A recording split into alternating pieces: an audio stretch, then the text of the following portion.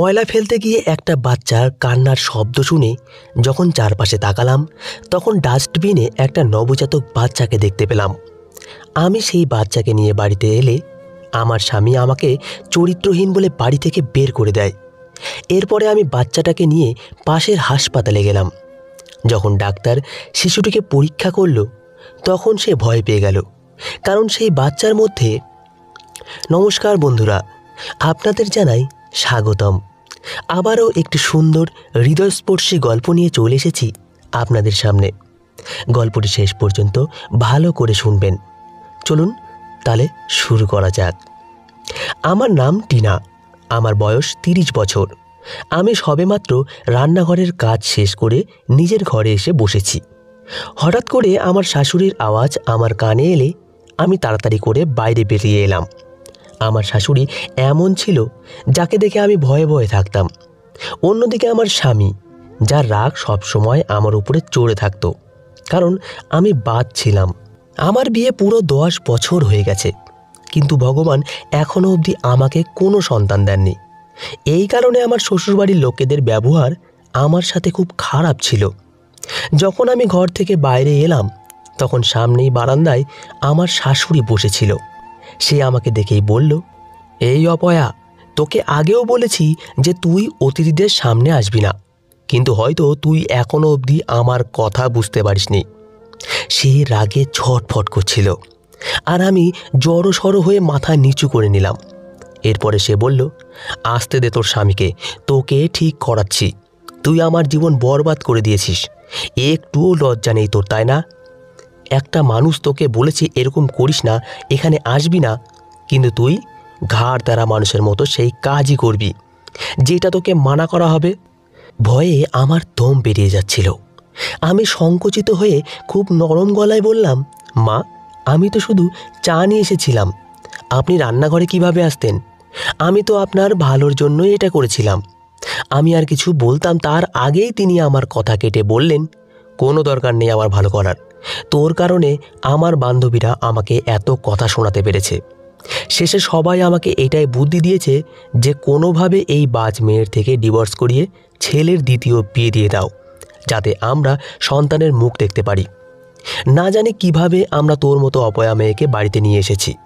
যা এখান থেকে, বলে সে এত জোরে চিৎকার করলো যে আমি ভয়ে ভয়ে তাড়াতাড়ি করে নিজের ঘরে চলে গেলাম। আমার হৃদয় খুব জোরে জোরে ধুকধুক করছিল।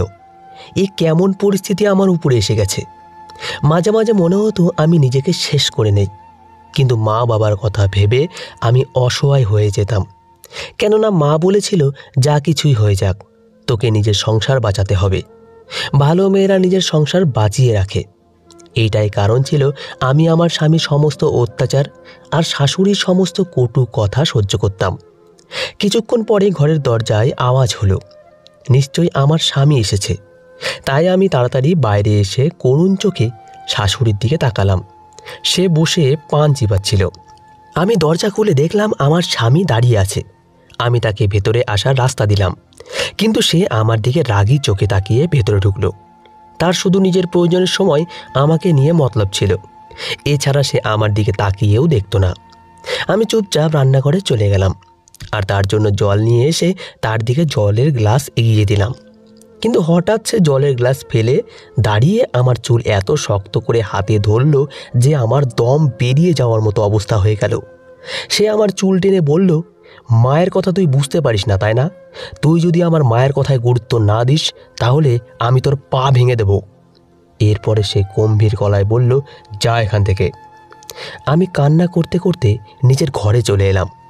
মা বাবার পছন্দে বিয়ে করেছিলাম, কিন্তু তারপরেও আমি শান্তি পাইনি। আমি শাশুড়ি আর স্বামীর খুব খেয়াল রাখতাম, কিন্তু তারা আমার থেকে কোনো কিছুতেই খুশি হতো না। তাদের কথা হলো, যে মহিলা ফল দেয় না তাদের কোনো গুরুত্ব নেই। এইটাই কারণ ছিল। আমি তাদের জন্য যতই করতাম তারা কখনোই খুশি হতো না। সবেমাত্র ঘরে এসে বসা কিছু সময় হয়েছিল, তখনই আমার স্বামী ডেকে খাবার দিতে বলে বাথরুমে চলে গেল। আমি তাড়াতাড়ি করে নিজের চোখের জল মুছে তার জন্য খাবার বাড়তে শুরু করে দিলাম। আমি বারান্দাতেই খেতে বসার জায়গা করেছিলাম। আমার স্বামী বাথরুম থেকে এসে খেতে বসে গেল, আর হঠাৎ করে আমার দিকে তাকিয়ে বলল, তুই অন্ধ নাকি? ঘরের ভেতরে এত নোংরা চোখে দেখতে পাস না? তোকে কতবার বুঝিয়েছি যে আমি ঘর পরিষ্কার পরিচ্ছন্ন দেখতে পছন্দ করি, কিন্তু হয়তো তুই আমার কথা বুঝতেই চাইছিস না। সে রাগে চিৎকার করছিল। আমি ভয়ে জড়সড় হয়ে বারান্দার দিকে চোখ ফেললাম, কিন্তু পুরো বারান্দা পরিষ্কার দেখলাম। তখনই আমার শাশুড়ি দরজার কাছে দাঁড়িয়ে নোংরার দিকে ইশারা করে রেগে বলল, এই নোংরা তো তোর চোখে পড়ে না, তাই না? এগুলো গিয়ে এখনই বাইরে ফেলে আয়। কাল থেকে এখানে পড়ে আছে, তোর তো বাড়ির কোনো খেয়ালই নেই। ব্যাস কোনো রকমে কাজ করে তাড়াতাড়ি করে ঘরের ভেতরে চলে যায়, যাতে আরাম করতে পারে। সারাদিন এইটাই তোর বউ করতে থাকে। আমি তাড়াতাড়ি করে বললাম, এখনই ফেলে আসছি। যদিও আমার খুব খিদে পাচ্ছিল, কেননা আমি সকাল থেকে কিছুই খাইনি।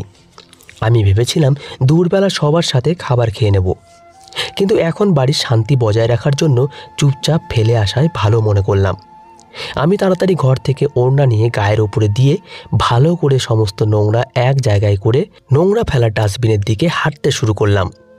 আমার হৃদয় ভেঙে পড়েছিল। আমি ভগবানের কাছে শুধু একটাই প্রার্থনা করতে থাকতাম যে ভগবান যেন আমাকে বাচ্চা দিয়ে দেন। আমি ভগবানের কাছে আর কিছুই চাই না, ব্যাস তিনি আমাকে একটা বাচ্চা দিয়ে দিন। কিন্তু কথায় বলে না, কিছু মনোবাসনা অন্য কোনোভাবে পূরণ হয়। আমারও সেভাবেই হলো। আমি ডাস্টবিনের কাছে পৌঁছে নোংরা ফেলে সবে মাত্র ফিরছিলাম, তখনই হঠাৎ কোনো বাচ্চার কান্নার আওয়াজ শুনতে পেলাম। আমি চতুর্দিকে ধ্যান দিয়ে দেখতে লাগলাম, কেননা আমার এটাই মনে হয়েছিল যে কোনো মা বাবা হয়তো নিজের বাচ্চার সাথে নোংরা ফেলতে এসেছে। কিন্তু চতুর্দিকে তাকিয়েও আমি কাউকেই দেখতে পেলাম না। আমি ভয় পেয়ে তাড়াতাড়ি করে নোংরার দিকে নজর দিয়ে দেখলাম ডাস্টবিনের পাশে একটা কালো রঙের শপিং ব্যাগের মধ্যে থেকে কান্নার আওয়াজ আসছে। আমার হৃদয় খুব জোরে জোরে ধুক ধুক করতে লাগলো। আমি চিন্তা ভাবনা করে সেই ব্যাগের কাছে গিয়ে যখন সেই ব্যাগে হাত লাগালাম, তখন আমার আত্মা বেরিয়ে যাওয়ার মতো অবস্থা হলো। আমার এরকম অনুভব হচ্ছিল যেন আমি শ্বাস নিতে ভুলে গেছি, কেননা সেই ব্যাগের ভেতরে কোনো নোংরা নয়, বরং একটা বাচ্চা ছিল। আমি চতুর্দিকে নজর দিলাম, কিন্তু দূর দূরান্ত অবধি কাউকে দেখতে পেলাম না। আমি তাড়াতাড়ি করে সেই ব্যাগ খুলে সেই বাচ্চাটার চেহারা দেখে না জানি কেন আমার হৃদয়ে একটা অদ্ভুত অনুভব হলো। বাচ্চাটা একটা মেয়ে, নিশ্চয়ই এটা কারো অবৈধ সন্তান। আমার এরকম মনে হচ্ছিল যে বাচ্চাটা কিছুক্ষণ আগেই জন্মেছে, আর তাকে একটু আগেই এখানে ফেলে দিয়ে যাওয়া হয়েছে। আমি সেই বাচ্চাটাকে বুকে জড়িয়ে নোংরার বাইরে নিয়ে এলাম। এখন আমি এটাই ভাবছিলাম যে এই বাচ্চাটার কি করব। এরপরে আমার মাথায় একটাই খেয়াল এলো যে আমি এই বাচ্চাটাকে নিজের করে নেই। আমার নিজের কোনো সন্তান নেই, তাই আমি ভাবলাম একে কাছে রেখে মানুষ করব। কিন্তু তখনই আমার শাশুড়ি আমার স্বামীর খেয়াল এলো, না জানি তারা এই বাচ্চাকে স্বীকার করবে কিনা। আমি নিজের ওড়না ঠিক করে বাচ্চাটাকে কোলে নিয়ে বাড়ির দিকে এগিয়ে গেলাম। আমি মনে মনে ব্যাস একটাই প্রার্থনা করছিলাম যে আমার শাশুড়ি আর স্বামী যেন এই বাচ্চাটাকে স্বীকার করে নেয়। যখন আমি বাড়ি থেকে বেরিয়েছিলাম তখনও আমি এই প্রার্থনাই করছিলাম যে উপরওয়ালা আমাকে সন্তান দিয়ে দিক। আর এখন যখন তিনি আমাকে বাচ্চা দিয়েছেন, তখন আমার মুখ থেকে একটাই প্রার্থনা বেরিয়েছিল যে আমার স্বামী আর শাশুড়ি এই বাচ্চাটাকে নিজের করে নেওয়ার জন্য যেন রাজি হয়ে যাক। আমি ঘরের দরজা খুলতেই আমার শাশুড়ি আমার দিকে তাকিয়ে কিছু বলতো, তার আগেই তার নজর বাচ্চাটার উপরে পড়লে সে একদম হতভম্ব হয়ে গেল। এরপরে আমার দিকে তাকিয়ে চিৎকার করে বলল, হতবাগা মেয়ে, কার বাচ্চা নিয়ে এসেছিস তুই? কার উপরে এমন অত্যাচার করলি? যদিও আমি তাকে সব কিছু বলতে চাইছিলাম, কিন্তু তার এরকম কথা শুনে হতবাক হয়ে তাকে দেখতে লাগলাম। আমার স্বামীও শাশুড়ির আওয়াজ শুনে বাইরে এসে গেছিল, আর আমার কোলে বাচ্চা দেখে সেও চিৎকার করে বলল, এই সব কি? আর এটা কার বাচ্চা? আমি গভীর শ্বাস নিয়ে তাদের দিকে তাকিয়ে বললাম, আমি এখনই ডাস্টবিনে ময়লা ফেলতে গিয়ে সেখানেই পেয়েছি। কেউ এই বাচ্চাকে ফেলে দিয়ে গেছে। আমি তাকে জীবিত দেখে ফেলে আসতে পারিনি, এই কারণে একে নিয়ে এসেছি। আমরা একে পালব, কেননা আমাদেরও কোনো সন্তান নেই। আমি আর কিছু বলতাম তার আগে আমার শাশুড়ি নিজের মাথা চাপড়াতে শুরু করে দিল আর বলতে লাগলো, ব্যাস এই দিন দেখতেই বাকি থেকে গেছিল। দেখ বিক্রম, তোর বউ আমাদেরকে কী রকম নাচাতে চাইছে। এর নিজের অবৈধ সন্তান এ আমাদের কাছে লুকাচ্ছে। এসব বলে হঠাৎই আমার শাশুড়ি চিৎকার চেঁচামেচি শুরু করে দিয়েছিল, আর আমি হতবম্ব চোখে তাকে দেখছিলাম যে এ কী ধরনের কথা বলছে। আমি তো কখনো গর্ভবতীও হইনি, তাহলে এই বাচ্চা আমার কিভাবে হতে পারে? আমি নিজের স্বামীকে ওই বাচ্চাটাকে দেখিয়ে বললাম, দেখো, এ কারো অবৈধ সন্তান হবে, সবে এর জন্ম হয়েছে, আমি কিভাবে এর মা হতে পারি? আমি নিজের কথা শেষ করতাম তার আগে আমার স্বামী আমার কাছে এলো আর আমার মুখের উপরে এক থাপ্পড় মেনে বলল, আর মিথ্যা বলার কোনো দরকার নেই, তোর মতো চরিত্রহীন মেয়েকে আর আমি নিজের সাথে রাখতে পারবো না। এটা তো আমার ভালো মানুষই ছিল, যা আমি তোকে 10 বছর নিজের সাথে রেখেছি। তোর মতো মেয়েকে তো 2-3 মাস পরেই বাড়ি থেকে বের করে দেওয়া উচিত ছিল। কিন্তু যাই হোক, এখন এই কাজ করতে আমি আর দেরি করব না। এটা বলেই সে আমার হাত শক্ত করে ধরে আমাকে দরজা থেকে বাইরে বের করে দিল। আমি পাগলের মতো হাত দিয়ে দরজা বাজাচ্ছিলাম আর বলছিলাম, আমি তোমার বউ, তুমি আমার সাথে এরকম করছো কেন? আমি কিছুই করিনি, এই বাচ্চা আমার না, আমি একে ডাস্টবিন থেকে উঠিয়ে এনেছি। কিন্তু না তো আমার শাশুড়ি দরজা খুলল আর না তো আমার স্বামী। প্রতিবেশীরাও চিৎকার শুনে জড়ো হতে শুরু করেছিল। এই কারণে আমার খুব লজ্জা করছিল। আমি কান্না করে করে আমার স্বামীকে বললাম, বিক্রম, ভগবানের জন্য আমার উপরে দয়া করো, একবার ভাবো এই বাচ্চা কিভাবে আমার হতে পারে। আমি তোমার সাথেই থাকি, তুমি কি কখনো আমাকে প্রেগনেন্ট হতে দেখেছো? কিন্তু না তো আমার স্বামী দরজা খুলল আর না তো আমার শাশুড়ি খুলল। আমি অনেকক্ষণ অবধি দরজার কাছে দাঁড়িয়ে কান্না করতে থাকলাম। কিছুই বুঝতে পারছিলাম না যে এখন আমি কি করব। তখনই আমার চোখ সেই বাচ্চাটার উপরে পড়ল, আর যখন আমি তার কপালের উপরে হাত রাখলাম তখন সেই বাচ্চার গা জ্বরে কাঁপছিল। আমি খুব ভয় পেয়ে গেলাম। বাচ্চাটার চেহারা লাল হয়ে গেছিল আর হঠাৎ করে সে কান্না করতে শুরু করে দিল। আমি এক নজর শ্বশুরবাড়ির দিকে দিলাম আর সব কিছু উপলার উপরে ছেড়ে হাসপাতালের দিকে এগিয়ে গেলাম। আমি মনে মনে প্রার্থনা করছিলাম এই বাচ্চাটার যেন কিছু না হয়। যদিও এই বাচ্চার কারণেই আমার সংসার ভেঙে গেছে। আমার স্বামী আর শাশুড়ি আমার উপরে বিশ্বাস করছে না, কিন্তু এই সব কিছুতে এই বাচ্চাটার কোনো দোষ নেই। আমি জানতাম আমার শাশুড়ি আর স্বামী কোনো একটা সুযোগের অপেক্ষায় ছিল, যেটা আমি কখনোই তাদেরকে দিতাম না। কিন্তু এখন তারা এই ছোট সুযোগটা পেয়ে গেছে, তাই এটা তারা কোনো অবস্থাতেই ছাড়বে না। আমি দৌড়াতে দৌড়াতে হাসপাতালে গেলাম আর তাড়াতাড়ি করে ডাক্তারকে বললাম, এই বাচ্চাটাকে দেখুন। ডাক্তার সেই বাচ্চার চেক আপ করতে লাগলো। চেক আপের পরে তারা আমাকে কিছু ওষুধ আর উপদেশ দিয়ে পাঠিয়ে দিল। সবেমাত্র আমি হাসপাতাল থেকে বের হয়েছিলাম, তখনই এক মহিলা সেই বাচ্চাকে দেখে আমাকে সন্দেহের নজরে দেখতে দেখতে বলল, এই বাচ্চা কোথায় পেয়েছো তুমি? আমি একদম ভয় পেয়ে গেলাম আর ঘাবড়ে গিয়ে বললাম, কেন, কি হয়েছে? সে আমার দিকে তাকিয়ে এমন একটা কথা বলল যেটা শুনে আমার পায়ের নিচ থেকে মাটি বেরিয়ে গেল। আর আমি সেই মহিলাকে হতভম্ব হয়ে দেখতে লাগলাম। তারপরে তাকে বললাম, এরকম হতেই পারে না, কেউ এরকম কিভাবে করতে পারে? সেই মহিলাটি হালকা মাথা নাড়িয়ে বলল, এই দুনিয়াতে সব কিছুই হয়। এটা বলেই সেই মহিলা হেঁটে চলে গেল। আমার এরকম মনে হচ্ছিল যেন আমি পাথরের হয়ে গেছি। তারপর আমি সেই বাচ্চাটাকে আমার বুকে জড়িয়ে নিলাম আর জোরে জোরে কান্না করতে করতে বললাম, না, এরকম হতে পারে না, কোনো মানুষ কিভাবে কারো সাথে এরকম করতে পারে? আমার মুখ থেকে ব্যাস এই শব্দটাই বেরোচ্ছিল। যাই হোক, আমি ভেবে নিয়েছি যে যাই হয়ে যাক, আমি এই বাচ্চাটাকে কোনো মতেই একলা ছাড়ব না। এসবে এই বাচ্চাটার কোনো দোষ নেই। ও কারো কি ক্ষতি করেছে যে ওর সাথে এরকম খারাপ হবে?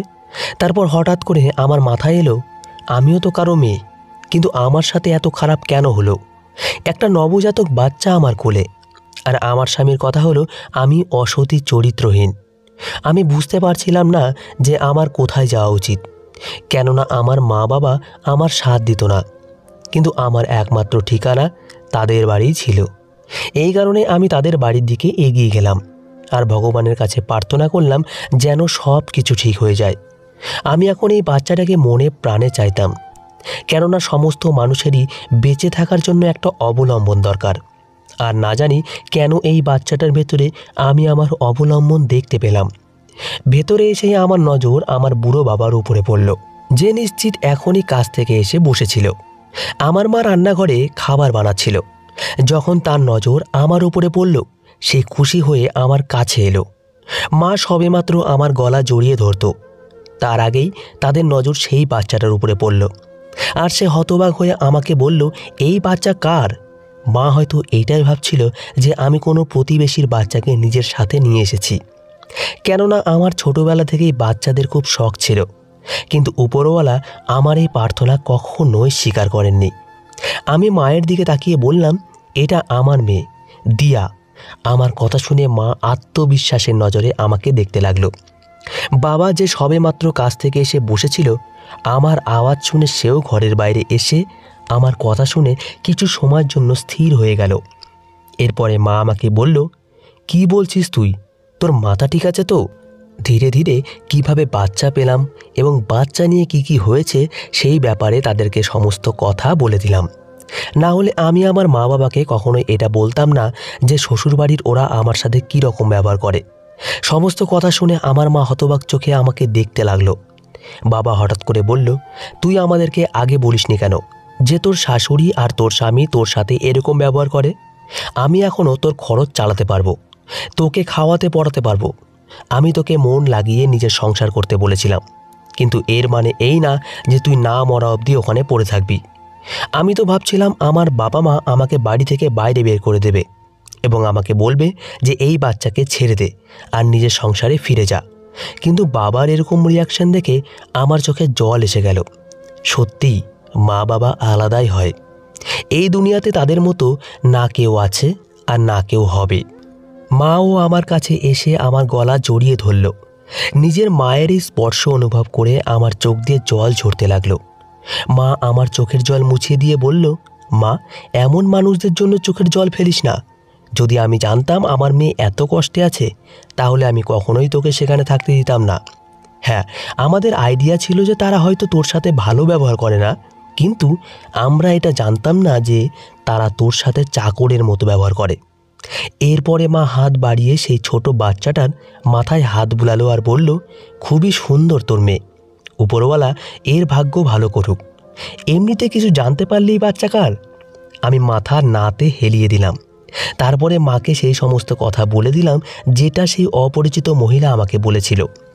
কয়েক মুহূর্তের জন্য তার কথায় আমার সন্দেহ হয়েছিল, কিন্তু যে চিহ্ন সে বলেছিল সেটা দেখে আমার গায়ের রোম খাড়া হয়ে গেছিল। আমার মা সমস্ত কথা শুনে এগিয়ে এসে দিয়াকে কোলে নিল আর বলল, এ আমাদের নাতনি, তুই টেনশন করিস না, আমরা এর খেয়াল রাখব। হয়তো ভগবান এর জন্য আমাদেরকেই সিলেক্ট করেছেন। হয়তো এই কারণেই আজকে তোর শ্বশুরবাড়ির লোকেদের আসল চেহারা আমাদের সামনে এসেছে। এটা বলে মা দিয়ার কপালে আদরের চুমু দিল। সময় ধীরে ধীরে কাটতে লাগলো, কিন্তু যখনই আমি দিয়াকে দেখতাম তখনই আমার সেই মহিলার কথা মনে পড়ে যেত আর আমার বুক ফেটে যাওয়ার মতো হয়ে যেত। তাই আমি তাড়াতাড়ি দিয়াকে বুকে জড়িয়ে ওর কপালে আদরের চুমু দিতাম। আমি ভেবে নিয়েছি যে আমি দিয়াকে খুব সফল বানাবো, ওকে এমন জীবন দেব যেটা সমস্ত মেয়েই কল্পনা করে।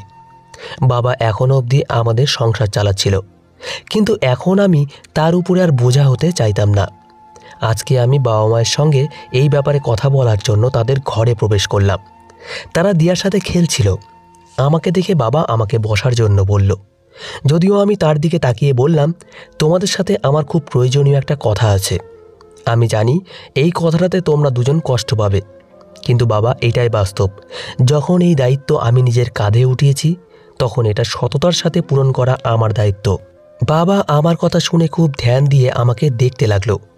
আমি তার দিকে তাকিয়ে বললাম, বাবা, আমি ভেবে নিয়েছি যে আমি চাকরি করব আর নিজের মেয়ের খরচা নিজেই উঠাবো। ওকে যুগের সঙ্গে লড়াই করার কৌশল শেখাবো। ওকে একদমই তেমন বানাবো না যেরকম আমি চাই না ওর জীবন আমার মতো হোক।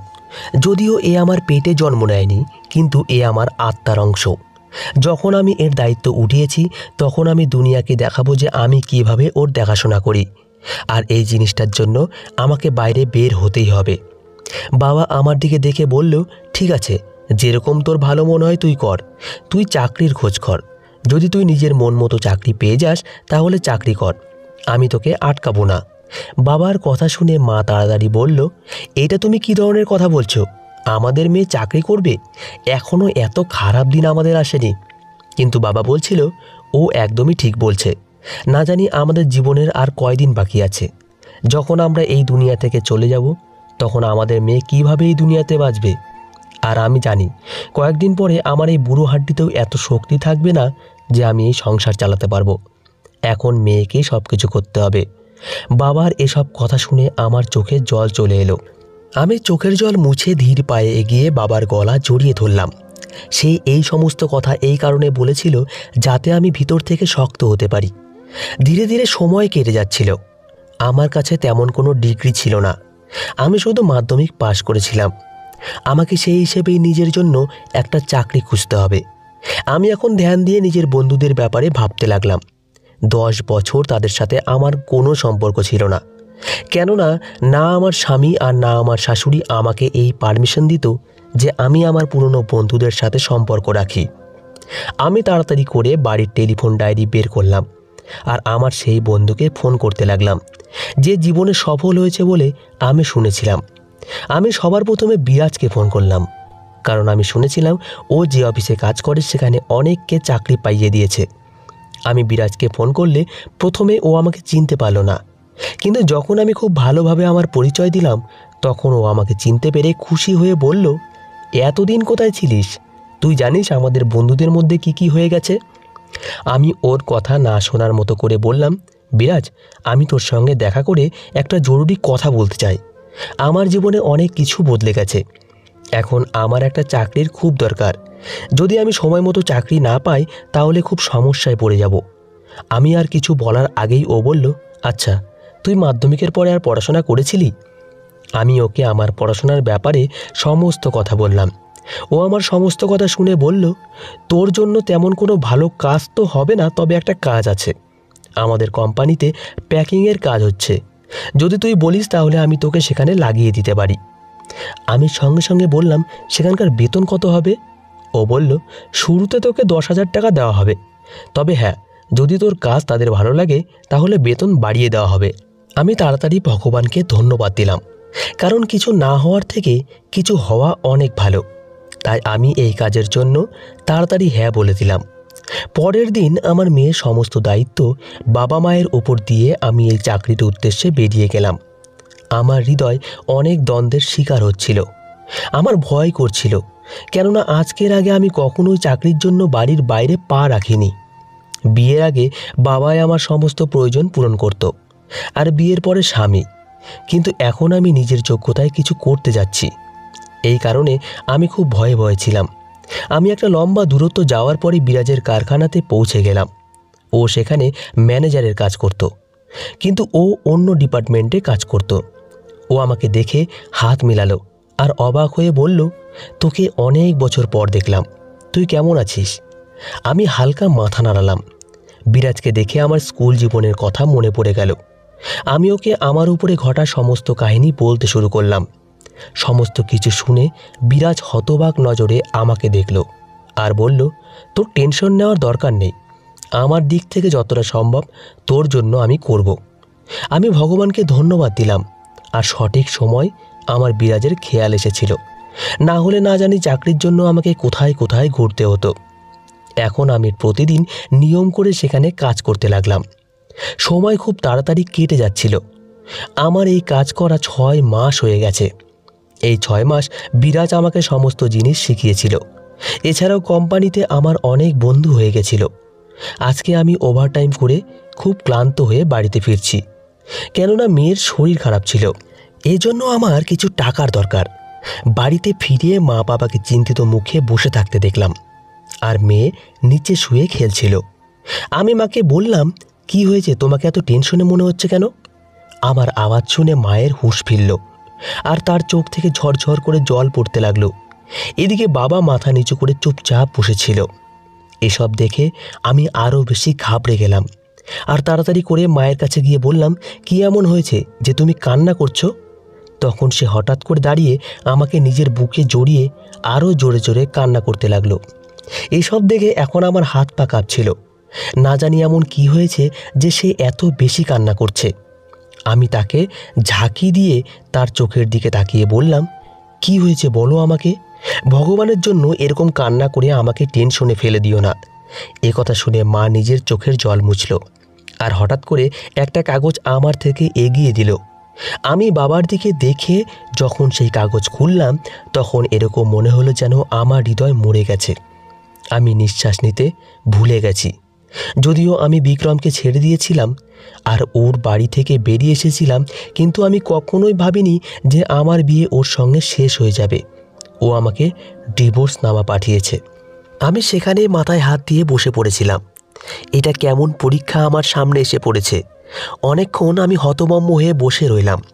তারপরে হঠাৎ আমার মেয়ে কান্না শুরু করে দিলে আমার হুঁশ ফিরল। মেয়ের দিকে তাকিয়ে আমি আমার সমস্ত দুঃখ ভুলে গেলাম। আর সেই ডিভোর্স পেপার ছুঁড়ে ফেলে মেয়েকে বুকে জড়িয়ে মা বাবার দিকে তাকিয়ে বললাম, মা, এই লোকটা আমার জীবনে থাকুক বা না থাকুক, এতে আমার কোনো দুঃখ নেই। এ তো সেদিনই আমার জীবন থেকে চলে গেছে, যেদিন এ আমাকে অসতী চরিত্রহীন বলে বাড়ি থেকে বের করে দিয়েছিল। তোমাদের দুঃখ করার কোনো দরকার নেই বলে আমি ঘরের মধ্যে চলে এলাম আর খুব কান্না করতে লাগলাম। আজকে আমার সব কিছু মনে পড়ছিল। যেভাবে আমার বিক্রমের সাথে বিয়ে হয়েছিল, যেভাবে আমি ওর বাড়িতে গিয়েছিলাম, যেভাবে আমাকে স্বাগত জানানো হয়েছিল। প্রথম দিকে আমাকে শান্তিতে থাকতে দেওয়া হয়েছিল, আর তারপরে আমার উপরে দায়িত্ব চাপিয়ে দেওয়া হলো। আমি যেন যে কোনো অবস্থায় বাচ্চা জন্ম দেই। আমি আমার চেক আপ করিয়ে অনেক চিকিৎসা করিয়েছি, কিন্তু হয়তো আমার কপালে সন্তান ছিল না।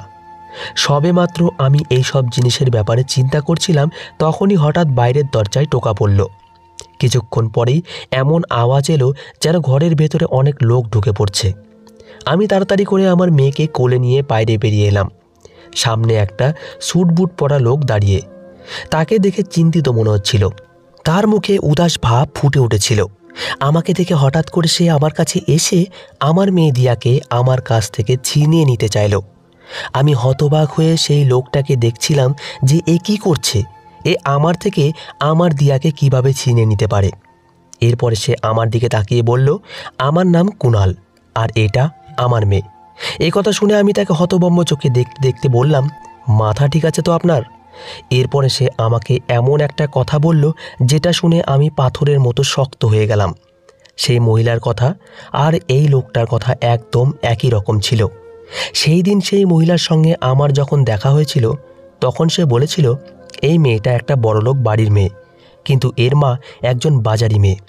সেই লোক ওই বাজারি মেয়ের সঙ্গে টাকার বিনিময়ে নিজের চাহিদা পূরণ করেছিল, আর তারপরেই ওর পেটে এই বাচ্চা চলে আসে। সেই মহিলা প্রেগনেন্ট হয়ে যখন ওদের বাড়িতে যায়, তখন ওর মা বলেছিল আমাদের এর কোনো প্রয়োজন নেই, এই বাচ্চা নষ্ট করে দাও, আমরা তোমার মতো মহিলার থেকে বাচ্চা কখনোই নেব না।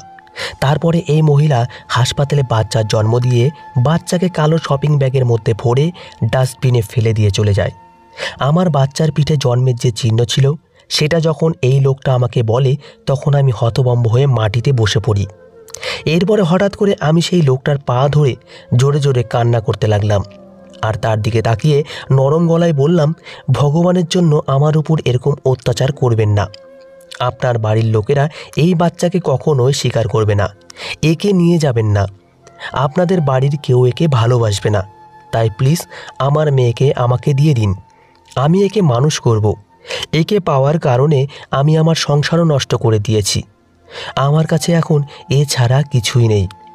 আমার কথা শুনে সেই লোকটা আমার দিকে তাকালো, আর তারপরে সে এমন একটা কথা বলল যেটা শুনে আমার মা বাবা টেনশনে পড়ে গেল, আর আমার দিকে আশা নিয়ে তাকিয়ে রইল।